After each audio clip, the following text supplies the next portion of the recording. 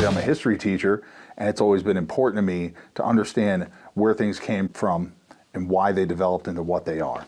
To me, what caught my attention, they're like skate rock. I could hear their songs playing in my head, you know, if I was a teenager skateboarding in the 80s, that would have been the soundtrack. You hear elements of Agent Orange and TSOL, you know, and it wasn't power pop. And that's why I think they're so important. I understand where we're at now with hardcore and punk. Buffalo, get up here! And it doesn't necessarily resemble what Tension and Virus X were doing. But without Virus X, we wouldn't be where we are now. They'll never find your body. No, they never found your body. They'll never find your body. No, they never found your body.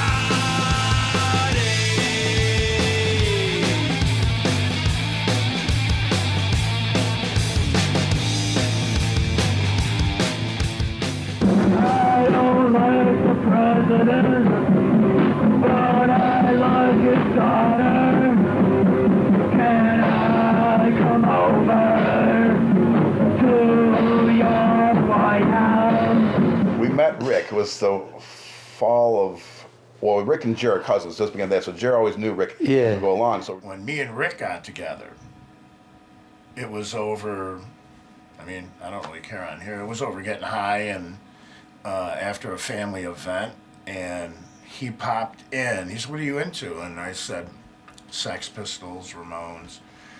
And he was blown away by that, because he himself, he'll tell you when you talk to him, was looking to do something. When he popped in Plastic Surgery Disaster, I never heard of it. And you hear stuff like Government Flu, and I mean, just these banging tunes, I was hooked. Hooked right then.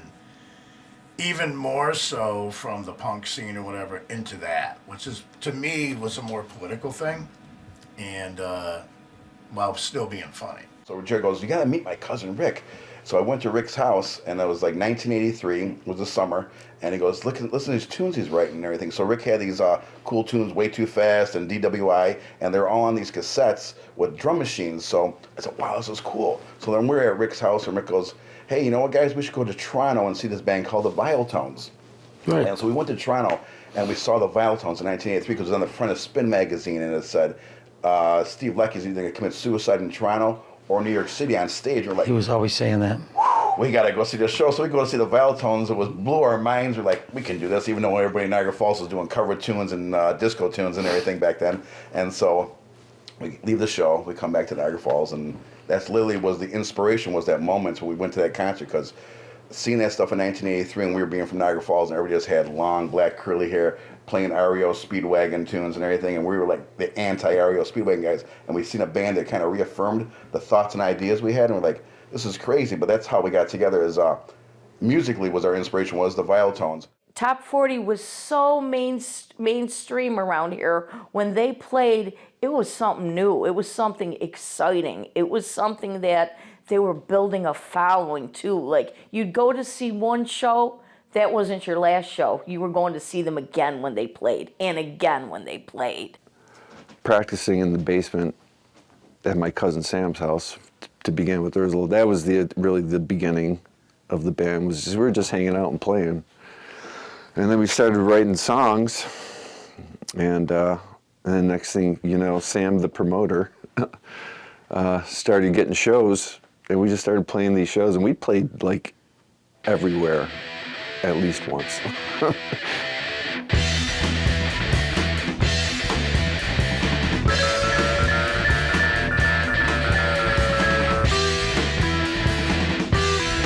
This is the original guitar from, like, basically all of our shows, from the first time we got a gig at the Continental with Bud to Mr. Shabs with bands like Tension and stuff like that. This is that main guitar, but this guitar, I guess you would say, is like a truly like a punk rock story. So this guitar, call it pilfered or stolen or whatever you want to call it, but this guitar was taken by somebody that knew I liked this guitar once, because I talked about it. But the key with this guitar is it's right-handed, and you can obviously see what I'm doing here is I'm left-handed. So this dude's like, you really want that guitar? So, of course I do. Not thinking I'm gonna have to do whatever to it. And this dude grabs it. And I mean, he grabs it. And he's like running to the car with the tag on it and all that. So that's pretty much chaos. But in the end, after jamming this, and we used to say this all the time, which is like, I don't want to, it's not like I stole it, but I don't want to be like at a gig and someone go, that's my guitar, or that was so-and-so. But the difference is, like, this way is how it really should look.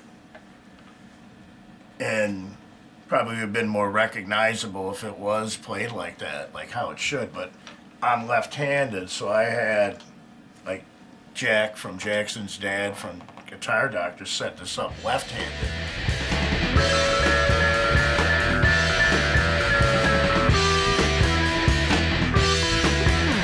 Saturday night at the Mark with you.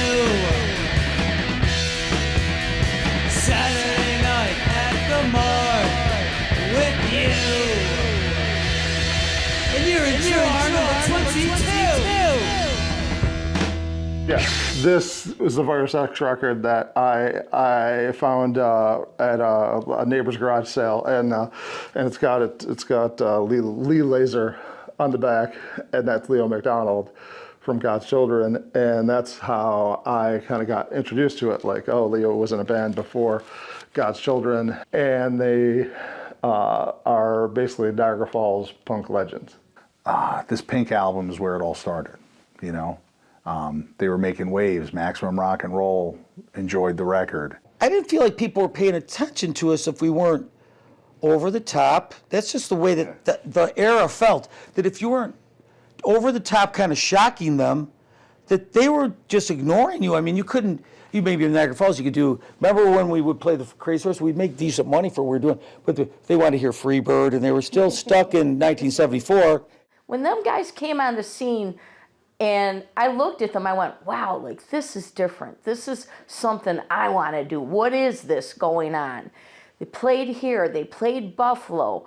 Buffalo, it was going strong. Here was Niagara Falls, a little different. We had rock cover bands. It was top 40. Them guys came out, and they were like, in Niagara Falls, they were like the first. They were thriving here, playing places here, and hitting Buffalo. We were pretty good hustlers, Jerry and I and Rick, and so we would just cruise the towns and we'd find out what was going on in the teams. Like, just in Buffalo, and Rick said, yeah, we got to check out this place called the Continental.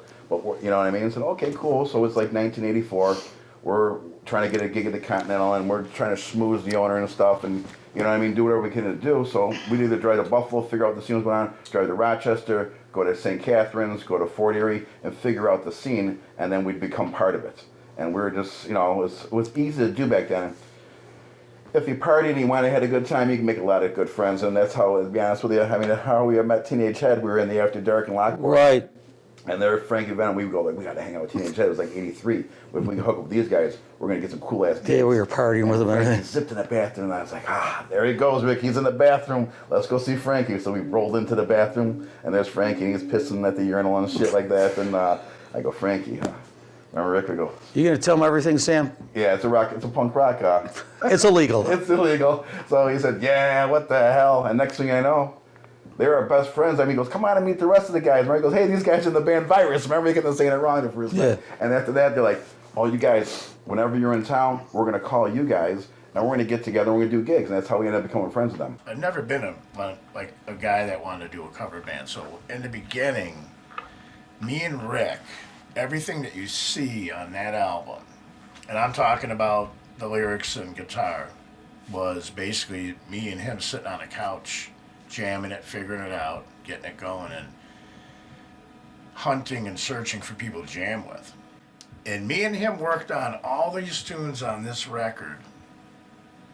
And me and Sam hooked up from football, from hanging and stuff like that. He played drums. We really kind of got it going. And the big hurdle out of all this is, how do you get people who are doing, you know, this new song American Band, doing Pink Floyd, doing a Rush song. How do you get those people to be convinced to do this? And me and Sam are tight, like nobody's business, and boom, we automatically started being like the two getting together. Now it's me, Rick, and him. Leo was the hurdle throughout the whole thing, but Leo was the hurdle because Leo liked that scene, but Leo liked the original scene, like doing real music. And that was always a gun battle, was trying to like get it all together, get Sam into it, get it all moving, and then get Leo into it, and then all of us practice the shit out of it. I never really, again, took it seriously, but Sam did. And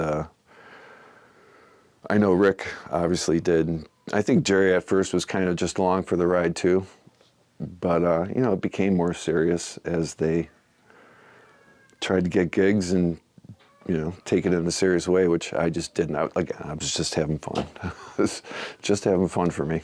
I remember the first garage show. That was like one of the very first things we did. We were trying to produce a video. That was the idea of that. Yeah, that was interesting. I wasn't really actually into that. I was very uncomfortable. They made me, if I remember correctly, I had some sort of giant mohawk going on, the whole spiked mohawk thing. I haven't seen that video since forever, probably since we did it. But I remember that, the spiked mohawk, and I was not happy about it. They kind of made me do it. Oh, and then they gave me my name, Lee Laser. I was just like, really? Lee Laser? All right, okay, whatever, fine, we'll go with that.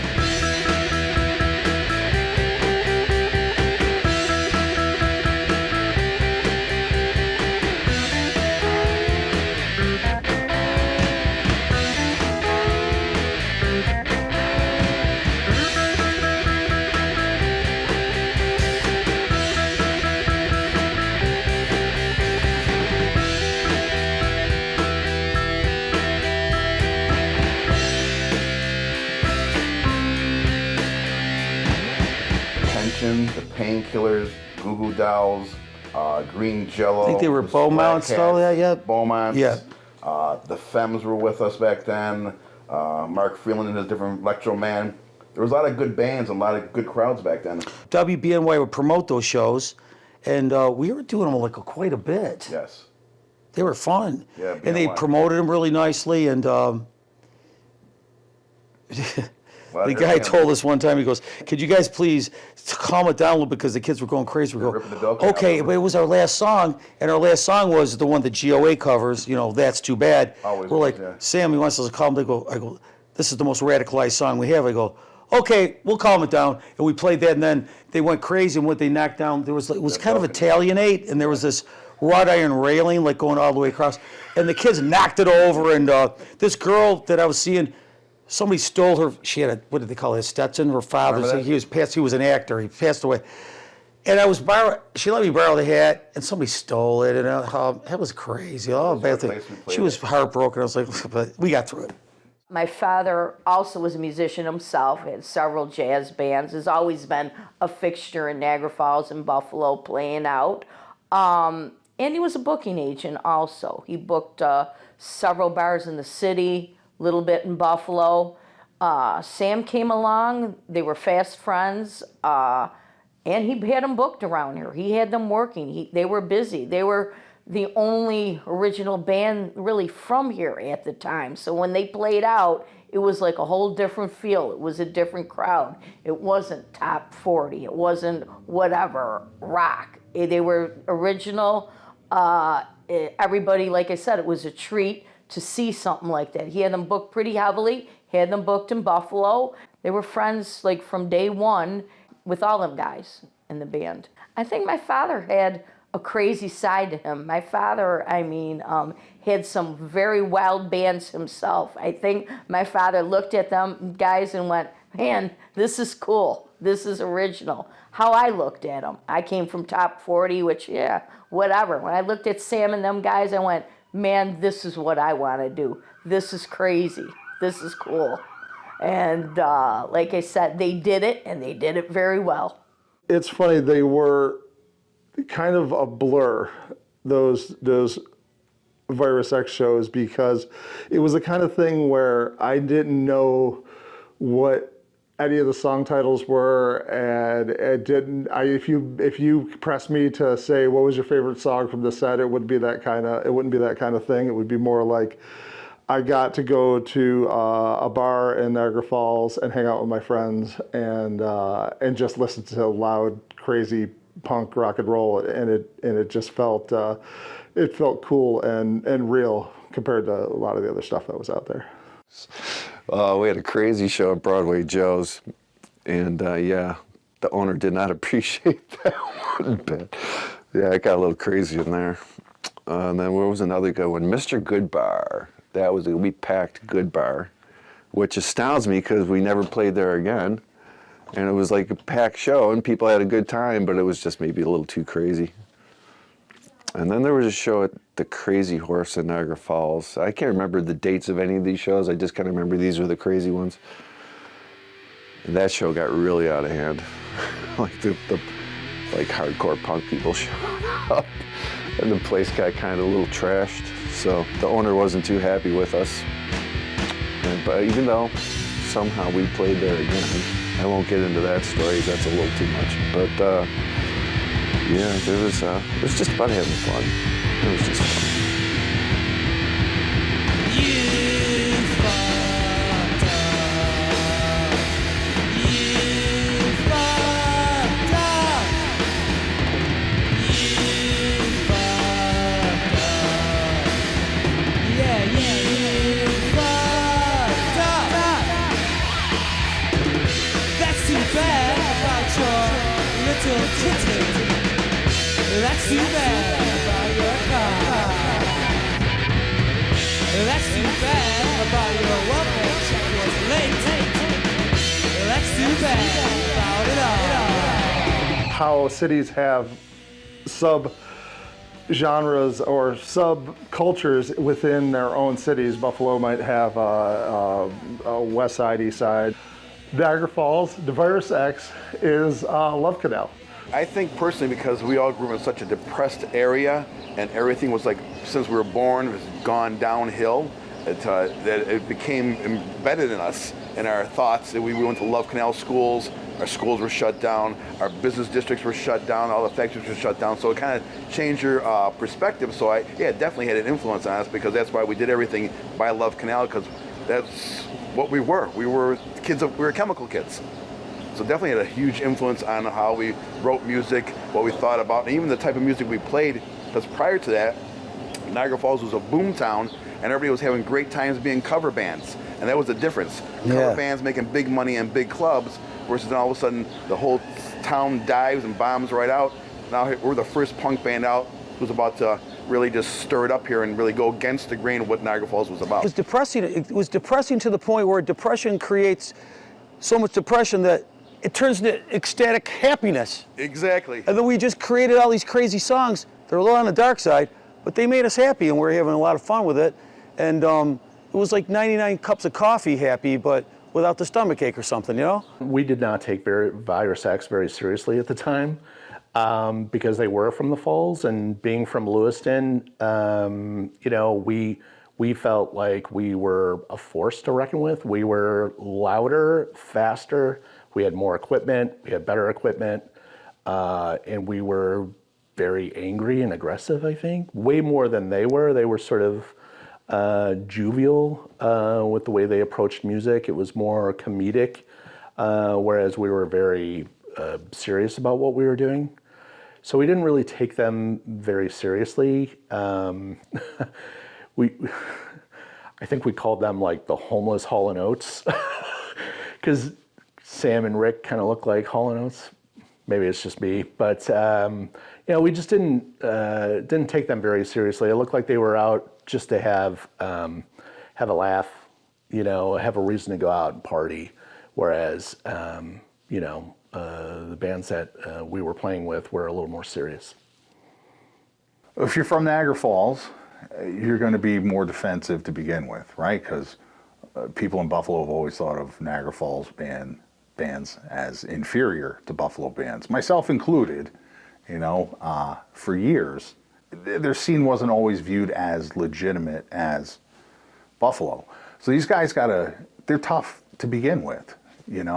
I know people that they rolled with when they were teenagers, and I know a lot of things that they were up to, and they had to be on the defensive, and they were always having to prove themselves and their worth in the scene. And I think that really shapes their music more like in a tongue-in-cheek kind of way. Back in the mid-'80s, most people probably wouldn't have wanted to fuck with them, so they weren't playing around. And I think being defensive definitely crept into their music, kept their circle very tight. And I think that's why they also have a very unique sound that's different from a lot of the punk and hardcore bands that were present during the 80s here in Western New York. As I, got more and more into punk music, I was discovering Suicidal, Day-Glow Abortions, Forgotten Rebels. I started to come around a little bit. I started to see the humor in it, started to appreciate the humor. I think I was just growing up and sort of maturing that way. And when I realized what these guys were doing and really how timeless it was, it was weird at the time to say that, but there's a uniqueness about the way they approach it. I don't know, it's somewhat endearing. That's the word that comes to my mind. It has a sort of an innocent quality to it in a sort of snarky way. In my mind, they became more, they sort of had it figured out, whereas I didn't at the time. The approach to music, it was about just being honest and sincere. I mean, don't get me wrong, when I'm talking wild and crazy, these guys were cultivated, they were on top of their game. These guys, they had good writing. You're original, well and fine, but these guys knew how to write songs. Like I said, when you get a room filled with people listening to originals, that's something special. That's something they had going, nobody could take away from them, and nobody else was doing it. They were the ones that were doing it. They were the ones writing. They were the ones putting the show on and putting it on so very well.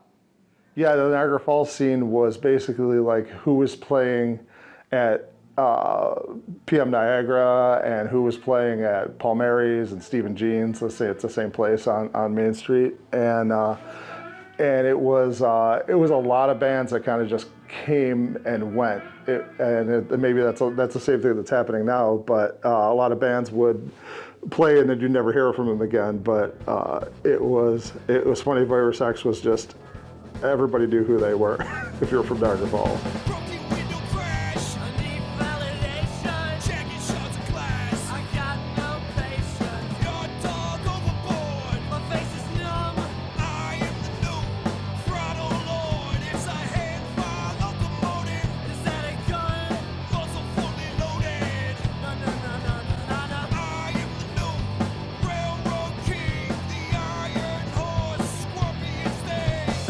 I was really influenced by, I had a job, I was making Triscuits in a factory, but we would get laid off. It was really nice because you had the spare time, and at the time, I guess because I liked to smoke marijuana, I was kind of have a TV addiction, which I absolutely don't have now. And the CNN and the horror movies and the late night TV shows, they were really influencing me, and I think Fire Sex, it kind of came into almost not Alice Cooper, but maybe a reflection of a horror movie and the news, whatever was happening in the news genre mixed together, and it just whatever came out of my head was basically what I was putting into it. It was mainly CNN, Turner Classics, horror movie. True. You're right. A lot of your topics came from CNN and horror movies we'd sit there and watch all night. Yeah. So it was more animated. I wasn't one of these people that had to write a song about myself. I think I probably have at this point, but I can't think of one off the top of my head right now. But I just wanted to write more animated things because I could write cartoons. So I felt like I could make cartoon songs, but not have them sound like they belonged on Saturday morning TV, you know, because it was more aggressive punk rock, you know. It was certainly more aggressive than the Archies or something. But I had that influence of wanting cartoons to be part of it. Yeah, Ricky was right. We were in factory with cartoons. And my brother was in Nam, so that's what he looks like. So you can tell, you can't tell now the difference of our age, but you could then. And we worried a lot when he was in Vietnam. I mean, it was so good to get him back. Every day we worried. And I said, I felt kind of selfish because when he got back, I really don't like to say this, but for me, as an 11-year-old little boy, the Vietnam War ended for me when he got back. I mean, I felt bad for the guys that were there, and I was terrified for them. But I finally could breathe somehow. You know, I couldn't focus really, and we got him back. We were so blessed to get him back, and then he influenced my music because when the kids were listening to Donny Osmond and Sugar Sugar and Archies, he had me on Led Zeppelin 1, then he had Led Zeppelin 2, and then Tull, and Humble Pie, you know, everything. Rick is just a really creative dude. He has a very unique perspective on things. I think you hear that in the music. You know, you listen to the lyrics of Acne-Stricken Youth or Saturday Night at the Morgue, and that sense of humor comes out, and I always appreciated that about Rick. And you know, writing these songs at the time, I think Rick was going through sort of a weird breakup or something, because some of those songs are very personal, but they're still very funny, and not intentionally, but in a lighthearted way. It just it's Rick's personality that sort of seeps out. Now it's getting really bad. Trying to medicated pads. Maybe it would help if it's just jacked off. Well, I feel very sorry for you, but there's not a lot that I can do for you, the acne-stricken you.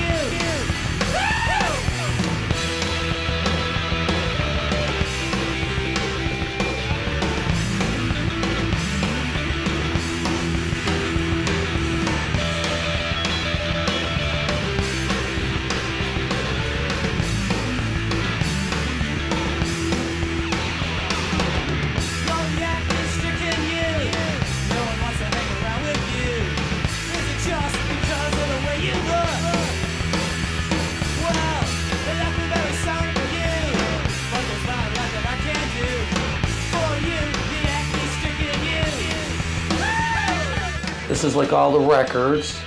There's the final by this. This is the first record. That's the one we wrote when Jerry went. I wrote by myself with Sam. This is our second record, but we delayed the release on it.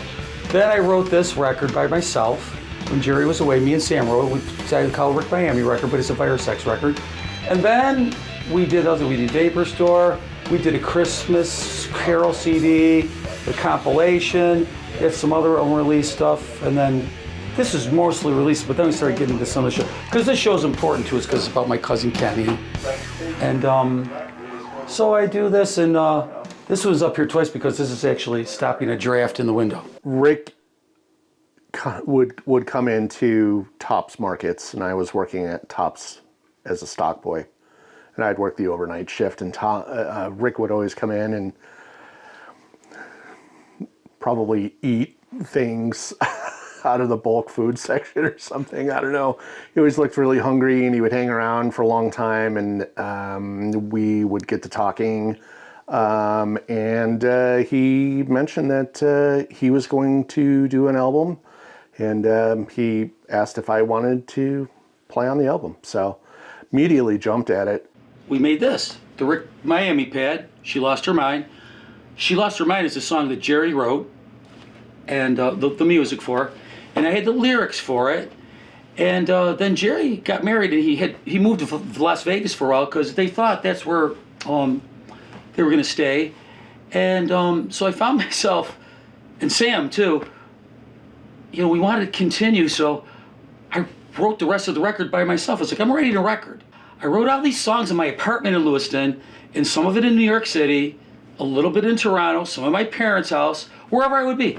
And so I came up with all of this stuff, and it was really a party pad. I mean, so we called it the Rick Miami pad. Everybody used to come there. At one point, we had even the couch in the kitchen so that the living room could just be filled with people. It really is a Virus X record because Sam's still involved, but we didn't have Leo anymore. We found Flip, because when I lived in Lewiston, I used to go to Tops to buy my beer there, and I'd see Flip and his buddies, and I said, Flip, do you want to help us make a record? So Flip joined, and we went to this ratchety old place in Cheektowaga called the Music Mall. It was like the Munsters house. It was falling apart. Like, we would go up the stairs, and the banister fell off one day, and we got rehearsal space there. And it was freezing.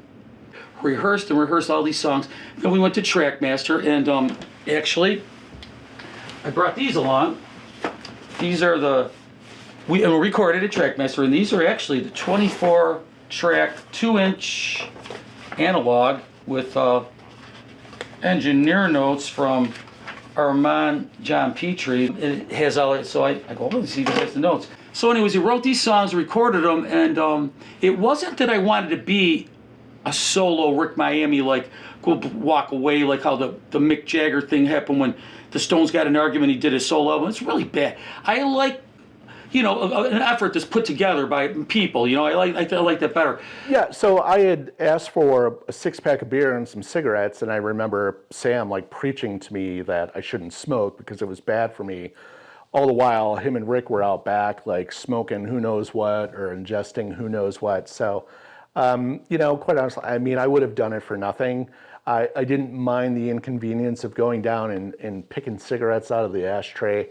You know, I'd leave the ones with lipstick. But, you know, I was just, what an experience. I mean, to be at Trackmaster Studios, working with Armand John Petrie, who had just finished Superstar Car Wash with the Goo Goo Dolls, I was very excited to be in that spot and be playing with those guys. So it was a lot of fun. GOA decided to cover Virus X and the band Tension because it was the 40th anniversary of Virus X Pink LP coming out and Tension's Pericolo De Mortis 7-inch coming out, right? And if you're around in the 80s, those were important records in the scene here. When we started practicing the song, it just had this feel to it. And we decided to extend the chorus on the song and really kind of put our own stamp on it. And we just felt like we could bring their song, you know, into the modern era, for whatever that means from a 50-year-old guy. But we put our stamp on it as well. And I gotta be honest, it's awesome. Every time we play the song, the kids are up at the mic singing along. We always make it a point to let kids know this is a Virus X cover. This song came out 40 years ago. And kids are going nuts for it. This song goes out to a band called Virus X. It's their 40th anniversary of their record this year, one of the oldest hardcore bands in the Western New York area, Buffalo. And we're happy to show the honor. Here you are.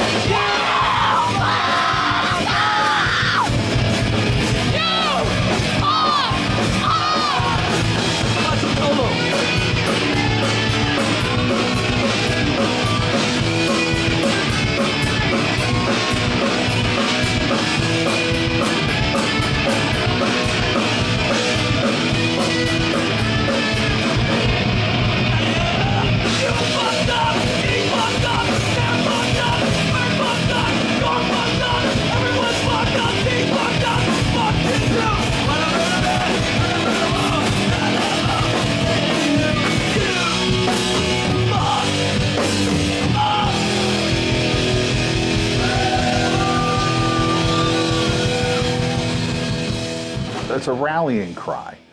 You know, you fucked up. It's so simple, but to see a room full of hundreds of kids singing that, you know, is the best way that GOA could have paid homage to Virus X. I told Sam and Jerry what we had done. And I sent it to them, and I was like, oh shit. I'm like, I hope these guys like it. And they loved it. And Rick thought it was awesome too. I'm like, this is great. That's a song that we plan on playing every show going forward. Would very much like to keep their name on people's lips.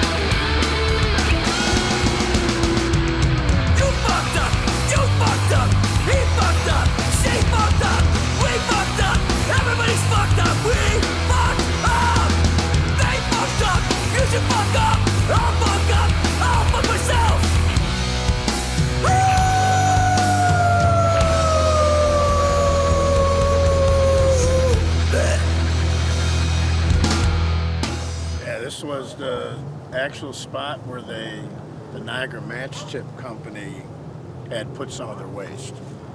And the technology that they had was just that barrier type technology. And these guys, because I didn't go to school here, but these guys can tell you. I went kindergarten through 6th grade here. There's rocks Yes. that you could throw and still had that sulfur. And, Fire rocks? mixture. Fire rocks. Yeah. We'd find them that when if it rained a lot, it would come up out of the ground, and we'd ball it up and make balls. And the next day when it was hard, we would whip it against the school walls, and it would ignite on the impact. So, you know, we're little kids, we're rubbing our eyes, we're eating our sandwiches, making fire rocks, we're eating chemicals, you know.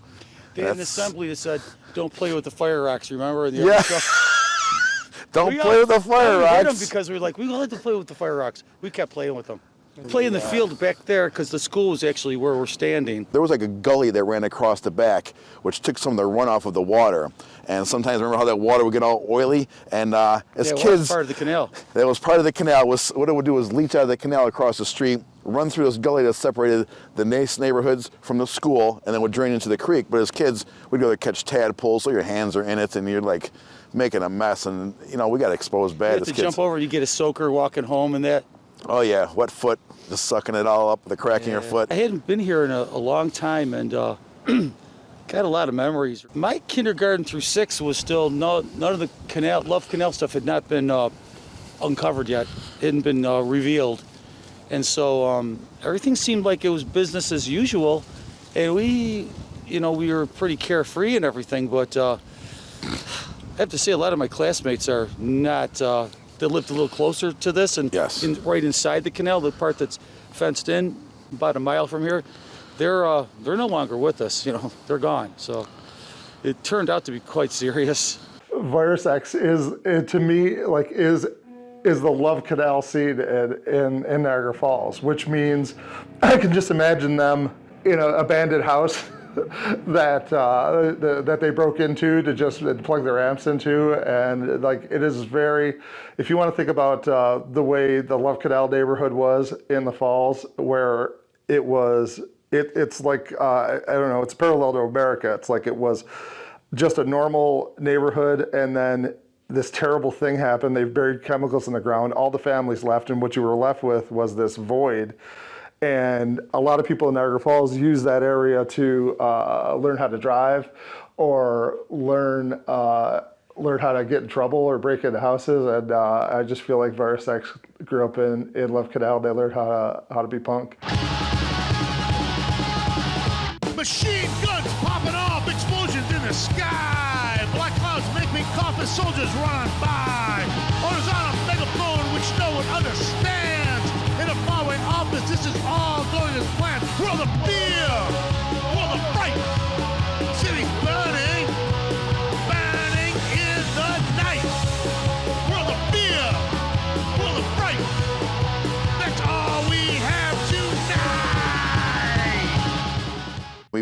shooting videos here before videos were even popular. I mean, it was 1984, and I mean, MTV had just started, and Rick had all these crazy video ideas that he came up with, so we just went along with it. We were just young guys, me and Jer. It was abandoned and nobody would bother you here. So there was no cops or a person coming up and asking you what you were doing. They didn't care. They would stay away in those days. The cool thing in video in those days was like Rick had a camera that you could scroll with and put like titles and all that.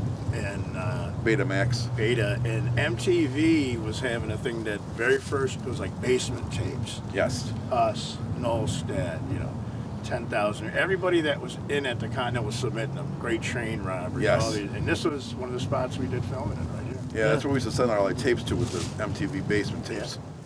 I think we had to come up out of like all of that fear, doom and gloom, or whatever people's outlook on the Love Canal situation was, with an optimism of creativity, and then let's make music on top of this. And it wasn't always about the chemicals and stuff. We just only one tune we ever wrote about Love Canal. Everything else was silliness. It made me. I never trusted a lot of stuff after that. With the city, not just the city, but anything. Because they built 2 schools on chemical dumps and didn't tell anybody. Yep. And there's little children and everything. It was not right, and it was. My sister had to get moved out of Love Canal, so we went through that, and she had her first home there, and it was a lack of trust and everything that not respecting authority. I don't know, everything that would give you edgy, that would probably be perfect for the punk attitude, if you want to call it that. And I think that's what it did. It gave me like a I don't give a damn attitude. Just do whatever we want. Say whatever you fucked up. The songs have, whatever we wanted to do, just did it.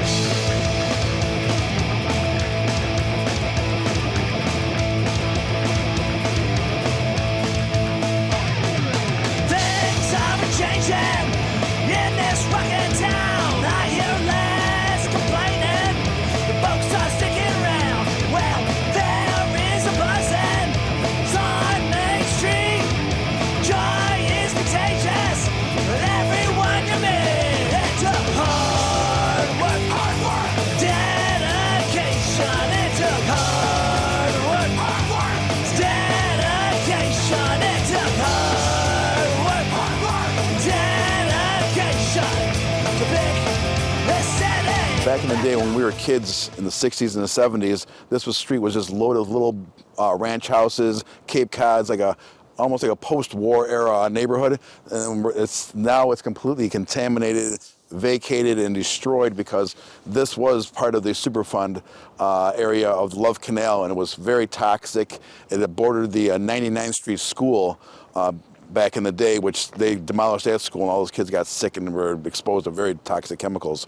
But actually, the reason why we're here is we actually did our very first outdoor gig back in 1984 here. And Right there. Jerry and Rick, you guys want to tell them about it? Yeah. There's the house back there, and we played an outdoor gig there. One of our friends had a great big party, was a kegger party type thing, whatever they had. And there's no houses. It was just like go crazy, do whatever you want. it was already abandoned pretty much then, so his neighbors weren't. He didn't have any neighbors. You would have private parties like that where it was like the outdoor full-blown keg party, and the band that would be there. I mean, we've probably done a bunch of these. This was probably one of the really first crazy ones that we did, where there was chickens. Basically busting out some of the songs that we had been working on, and there was no noise complaints because there's no neighbors. Yeah, there's that. That was the other thing. That was really why. And plus, it was the shock of doing a show in Love Canal. We're like the only band. I mean, how many people knew of somebody that lived in Love Canal that wanted to put on a keg party and fill it up with people? And there was a ton of, there was a shitload of people at this place and going crazy. The next door neighbor's house that was vacant for a dressing room. But if we stepped on these streets again, we had stepped on them before we knew, and we still were living and breathing. We were young. Probably what they call it, youth immortality syndrome. Yeah. We didn't think any chemicals from Love Canal were going to hurt us. No one did. These fields were filled with keg parties and craziness back in the 80s. Nobody cared. I mean, it was just like second nature. It's like, this is where we live. This is Love Canal. I guess it's part of our life, you know?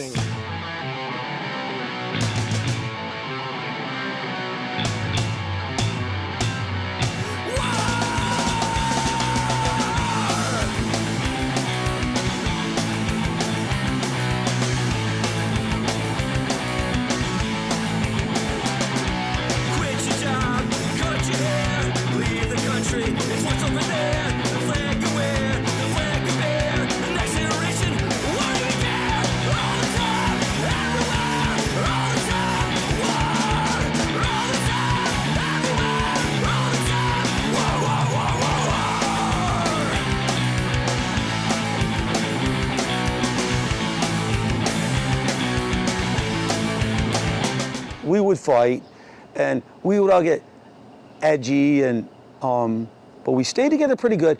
And then I got mad because Jerry kept telling me to come to rehearsal, and I was working a midnight shift, and then he wouldn't be there, and he kept sending me on these wild goose. I was going, dude, I gotta sleep. So I got really mad at him. So I quit the band sometime in the spring of '88 when my girlfriend was getting ready to move to New York for a while, and then I went to go get my stuff, and Jerry was playing this song by Neil Young. I went in to get my stuff, and it's going, oh, to live on Sugar Mountain, but it's much too soon to leave. How, you know, it was like a fucking wake. And so I was like, oh my God. So I get to New York, and the first thing I did, I had demos, and I booked an appointment at RCA Records, which was very easy. I just called them up and they got an appointment. I pretended I was my own man. I said, I'm the manager representing Virus X. And I go, I'm sending Rick Miami down there. So the first thing I did was try to get a record deal for the band, even though I said I left it. So, you know, we would do it. It was like we were brothers and we'd argue, but it wasn't really like we wanted to break the band up. We just needed to stand our ground once in a while, you know? Our original bass player, who was my cousin, Leo McDonald, there would always be tension because Leo didn't quite get what we were doing, so we'd have arguments later after the practice was over. Me and Leo would be driving home. He's like, what the hell are we doing, Sam? What is this craziness we're playing? I was like, just go along with Leo. There's money to be made here. We're going to make money. Just follow me on this one.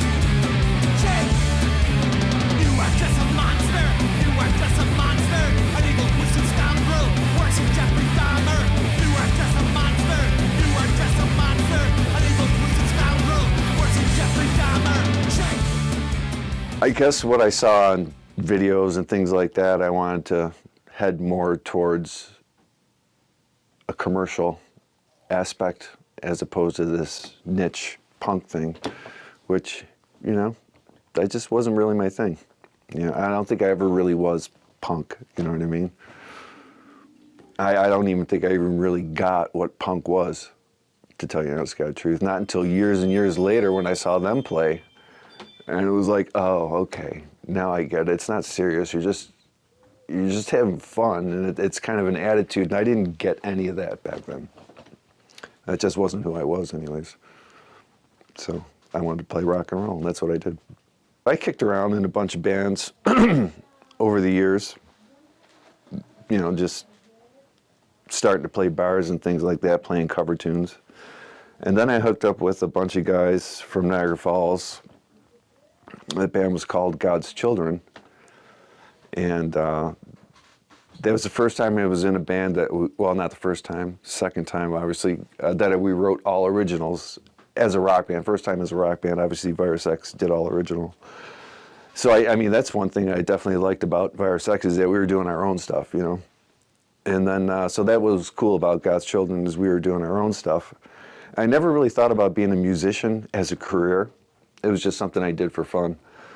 And suddenly in God's Children, it became like this thing, well, hey, we could actually do this. We can get a record deal and do all that, yada, yada. So that's what we pursued for a long time, wrote a bunch of music, several albums. And then that kind of fizzled out because we never got the deal. And then out of the ashes of that band came Clear. And Clear did very well. We hooked up with a younger vocalist who wrote the majority of the music, and he was a really good songwriter.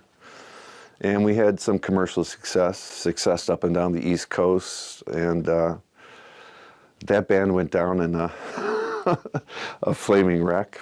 You know, just this classic like conflict between singer and songwriter and guitar player, and yeah, so.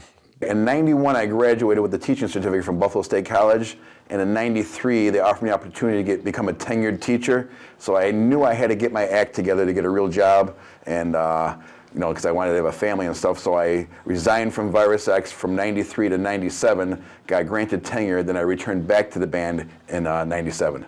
I figured our band's reputation from the past and still moving forward at that point in time may have prevented me from getting tenure in the school district because they, you know, they're all uptight and stuff and everything. You're supposed to, you know, be a certain person and everything, even though you could be the best teacher in the world. But if you're not the image they wanted you, then they're going to get rid of you. So I had to, you know, put it behind me, hide it, never talked about it for 3 years, and boom, as soon as I got it, guess what? I was right back in the band again. I still played drums, down in my basement, sadly enough, and I was, but yes, definitely, I missed it. I knew they had released a Fun Toy at the Zoo in 1996, which was a compilation of all the Virus X tunes recorded in the 80s that were never released, and I knew I wasn't part of it. It even said in there, smash thrash, who cares, you know what I mean? Because we were all kind of mad and sad about it, me leaving, because I was the promoter, I was the manager, I was the organizer of like how and where we're going to get somewhere, and I kind of let them down at that point in time. And now in this latest incarnation of us, me and Jerry got a couple arguments, and I yelled because I had to yell at him, and I felt bad that he'll say things and be like, "What are you on?" Because he doesn't expect me to challenge him, and I'm like, nothing, and then we'll make up, and then I said to Sam, I go, "I'm not quitting Virus X this time. I'm going to get kicked out." And Sam goes, "Nobody's getting kicked out of Virus X." I go, "Well, that's good." I go, "Okay, I'll calm down though, that I won't act like a jerk so that you guys feel like you want to kick me out or anything." But, oh my God, me and Jerry are golden lately. I think we know our boundaries a lot more. We're a lot older, so it took a lot of growing up. On my part, I'll take the blame for that right now. Why not, Early 90s, we thought we were kind of done with it. And then Jerry came back and he joined us again. And it seems like, I don't know, I kind of always felt like, everybody has a lot of arguments, but I always felt like it would always go to some degree, always. So, and it is now. It really is. Yeah, we've been going at it hard for a long time now.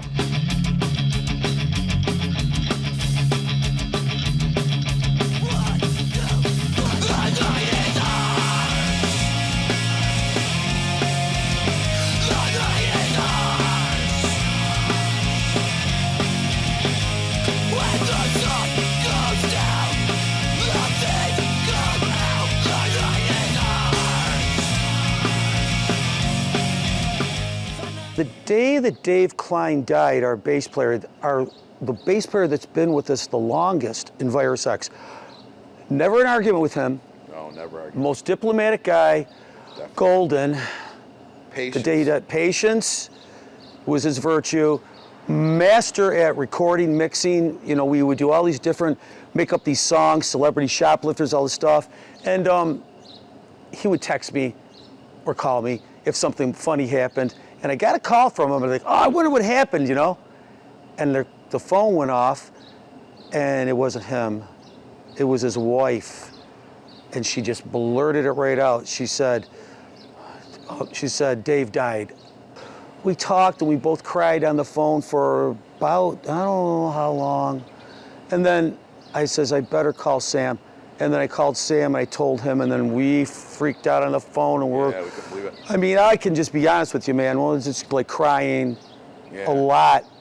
And I thought I did the same thing I did like when my cousin Kenny was murdered and when my father died. I kept saying to myself, I gotta wake up from this. I would shake my head like, I'm gonna wake up from this. This is a dream. And you shake your head and I don't know why I do that. Sometimes you do. You're in a nightmare and you wake up from it. So it's not like, I didn't wake up from it. It was real and it really happened. And he called Jerry and then, oh, wow. Yeah, it was just craziness at that point because we're like, yeah. What do you do? You know what I mean? He was with us for 20 years, 30 years, 1992, 30 years he's played with us as Virus X off and on all the time. And Dave's death created I would have to say, a gigantic vacuum. And it's a very weird thing. Like, you're gigging or jamming or doing this or hang. People that you're in bands with are a huge relationship also. Can you imagine balancing out like a 40-year marriage with like multiple partners? That's what the band is, you know what I mean? Dave's loss was like something you would have never expected. And like it's one of those ones when Sam and Sam don't fuck around. When Sam texted me and said, well, first he called me and I was at my office and I couldn't do anything. I went to call him back and I seen the text in between the call. And I know, like, Sam would never joke like that. And I was like, really, are you kidding me? The vacuum, like at that exact moment that created was incredible. I was actually in a band with Dave after I quit Virus X. So Dave was a drummer, and I can't remember who else was in this band, but yeah, I was a bass player. Dave was the drummer. God, we were still teenagers, I think. I don't think that was before Virus X. But yeah, no, I have fond memories of Dave. We played baseball together as kids. His father was my team's coach, assistant coach, whatever. So yeah, I knew Dave a long time. Yeah, it's too bad. Dave was a good guy. Absolutely. Sam texted me one day and told me, or he called me actually, and he told me what happened. And then after all that, I'm just like trying to process all that. And then at the end, he goes, you know, we want you to be our guy. And I'm like, what? I only knew them for 2 years, maybe 3. So it was kind of strange. And just the thought of, well, I got to do it, you know, for them. Not a problem. I like Dave. He was awesome. Fellow bass player, you know. Just watching him play, he kept things simple, straightforward. And I try to, especially a couple songs, I kind of pay homage to it by playing that way. Just what Dave would play. Just because it was just so cool. He was, you know, that's what I knew Virus X as at the time before I heard anything of the other stuff. Dave was a cool guy. I like Dave. He kept me, you know, I learned a lot of things from Dave. Especially being a member of Virus X. But luckily, the album came out early, and he got to have that, listen to it, have it in his hands, played the first couple shows with it, signed autographs on the label and on the album for some fans. He was really excited. And we were glad that we got to finally put him on a vinyl album with us. I mean, he did 30 years. Yeah. The albums came out in 85 and 89. It was like, here we're 30 years later, and he was so proud and happy, and it was like, bam, then the whole thing just ended. It was like... I miss him a lot. I really, really miss him.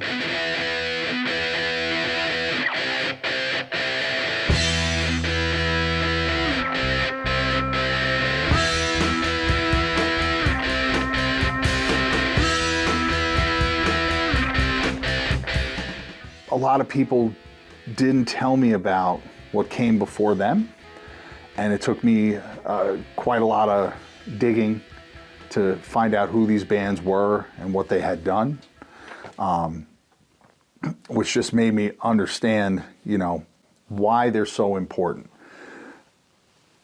The Virus X is getting mentioned in Maximum Rock and Roll. You know, Tension's getting mentioned in Maximum Rock and Roll. Their records are going all over the world, right? And still, even to this day, if you want to track down a Virus X LP or you want to track down a Tension 7, it's going to cost you some money. It's not that hard to do.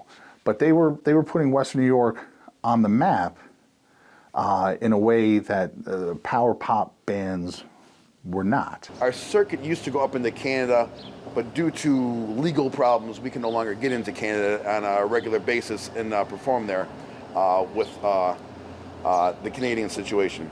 But in the future, we're going to continue to release CDs. That was our final vinyl. I don't think we'll ever do a vinyl again, but the CDs are the future for us in digital. But Virus X is going to still stick it out as long as we can. I'm hoping to make at least a 65. That gives me another 6 more years playing at 850 miles an hour. I mean, the body's wearing out. You know, I take turmeric. You know, It smells like it here. We're outside of a wonderful Indian restaurant. But the future's, we're still here for a while. You know, as long as people want to see us, we're not looking for the big crowds. We're not going to bow down and kiss butts to play with national acts. We've been there, we've done that. The one thing we do like about the future of punk rock is that in the old days, punk rock was spent at nighttime. Late at night is when all the punks came out. And you would do big time shows at 1:30, 2:30 in the morning, and bars would close at 4 a.m. or 3 a.m. Nowadays, I'm be honest with you, it's like punk lights. I mean, it's great for elder bands like us because the shows are super early. The young and up and comers, they don't even know about the witching hour or the vampire hour of how punk Coke rock. Zero. So, you know what I mean? It's different now. It's actually more conducive to older bands like us to survive because we don't have to wait for the 2:30 in the morning set. And being that we're family, we're together. And I never thought it would ever end in any way. These guys will tell you that I'm the pusher of like, let's do it tomorrow. What are you doing tomorrow? What are you doing this? I just thought of this. Let's come play this. But yeah, it's been a long run, and I can say I've enjoyed every minute of it. We're going to be around for as long, as they say, knock on the wood and all that. Our health allows us. Health allows us, and we're blessed. It's very blessed to be doing this. I didn't really get it until I saw them, without me, obviously, much later. And that was just a few years ago. And that was one of the best shows I ever saw, because I was laughing so much. I was getting what they were doing. And they have this one song, the one about the mayor of Niagara Falls. Oh my God, the lyrics are just so funny. It's almost like a comedy song, but it's also political commentary on sort of the state of affairs of government and how ridiculous it could be sometimes. So it was, for both those reasons, I just thought I get it all of a sudden, you know what I mean? Seeing them do it, it was quite entertaining.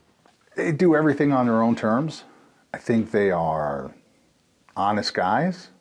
They're not trying to cater to anybody's idea of what a punk band should be. It's not just about the music. They're entertainers. When you go and see them play, you're not just there for the music, you're there for the show. And a lot of that's been lost in, the hardcore and punk scene over the years. It's people getting up for 20 minutes and just flying through their songs. When you go see Virus X, you're going to see an hour-long show. There's going to be a lot of witty banter, a lot of jokes. Sometimes there are props. And it's a lost art form, I think, nowadays. People don't know how to entertain a crowd. They know how to just hit them hard and get out. The fact that they've been around for so long, too, is just absolutely amazing when you think about how much the punk and hardcore landscape has changed over 4 decades, that they're able to weather it all on their own terms.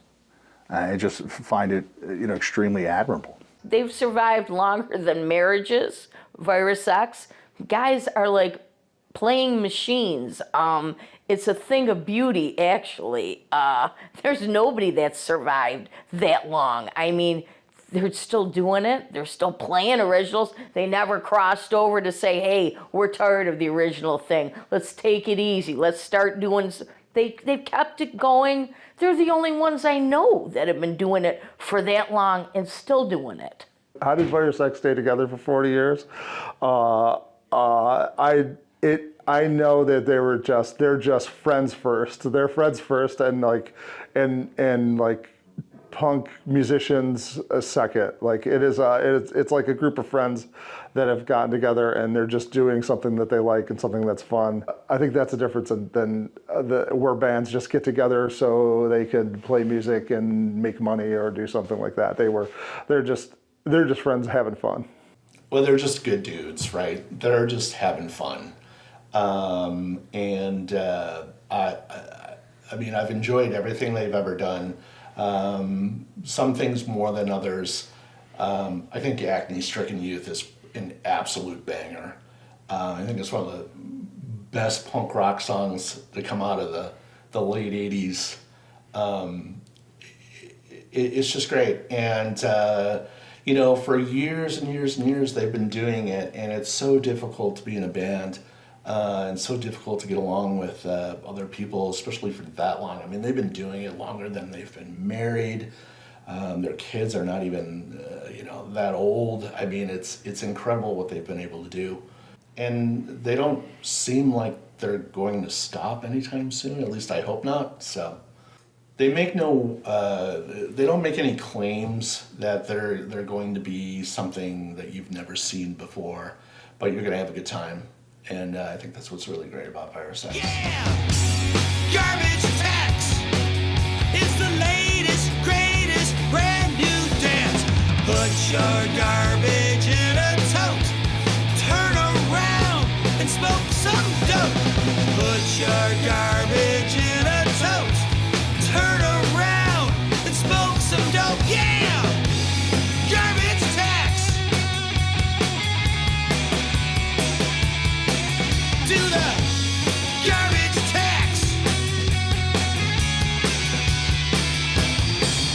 couple of years ago, Sam had posted on Facebook that they were playing in Erie, and that this skater named Lance Conklin was coming out to the show. And I'm like, holy shit, Lance Conklin. He was one of my absolute favorite skaters back in the early 90s. He wrote for Powell Peralta. And I still have one of his decks. It's thrashed at my house. And you know, he was amazing. We had one of the best ads ever. It was an Employee of the Month, like, plaque with, you know, Lance Conklin's picture.